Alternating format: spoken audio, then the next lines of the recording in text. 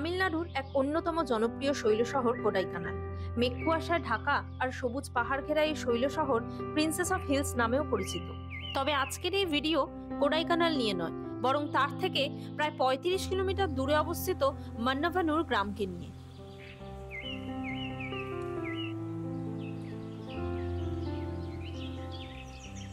প্রকৃতির কোলে নির্ভেজাল একটা দিন কাটাবো ভেবে কোডাইকানালে সকালের ব্রেকফাস্ট করে আমরা রেন্টে নেওয়া স্কুটি করে বেরিয়ে পড়লাম মান্নাভানুরের উদ্দেশ্যে। আপনারাও যদি স্কুটি বা বাইক ভাড়া করে মান্নাভানুর এক্সপ্লোর করতে চান, তাহলে কোডাইকানাল অন স্কুটি ভিডিওটি দেখার অনুরোধ রইল। কোডাইকানাল থেকে মান্নাভানুরের রাস্তা ছবির মতো সুন্দর। স্কুটি করে না এলে হয়তো এই রাস্তাকে এইভাবে অনুভব করতেই পারতাম না। পাইন এবং ইউক্যালিপটাস ঘেরা পুরো রাস্তাটা ভীষণ ভীষণ সুন্দর হওয়ার সাথে সাথেই পালানি টেম্পল বা পালানি মালাই ভিউ পয়েন্ট থেকে ভ্যালি ভিউ এবং আরো বেশ কিছুটা এগিয়ে গেলে পুম্বারাই ভিউ পয়েন্ট থেকে পুম্বারাই গ্রামের দৃশ্য অতুলনীয়। আমরা যদিও পুম্বারাই ভিলেজে যাইনি, কিন্তু আপনি হাতে সময় থাকলে অবশ্যই ঘুরে আসতে পারেন। কোডাইকানাল থেকে প্রায় 18 কিলোমিটার দূরে এই গ্রাম। মান্নাভানুর যাওয়ার পথেই পড়ে এই সবুজ পাহাড় ও মেঘে ঘেরা ছোট্ট গ্রাম।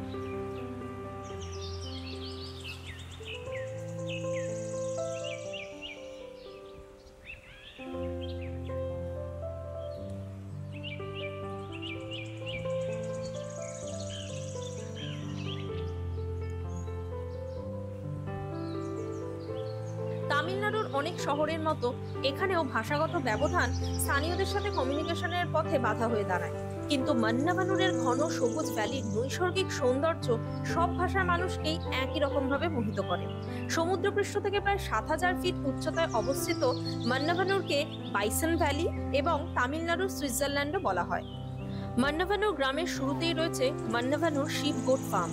২০ টাকার প্রবেশ মূল্য দিয়ে আপনি এখানে শিপ এবং র্যাবিট ফার্ম ঘুরে দেখতে পারেন।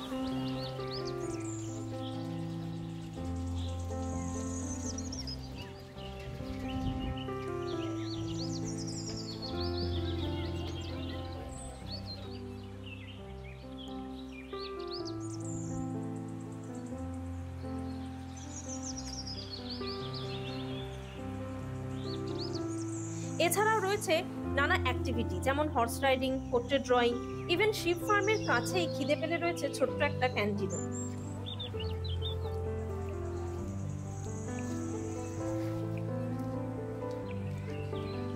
মান্নাভানুর শিপ ফার্ম থেকে বেরিয়ে আরো প্রায় ১.৫ কিলোমিটার ডাউন হিল গেলে রয়েছে মান্নাভানুর ইকো ট্যুরিজম সাইট।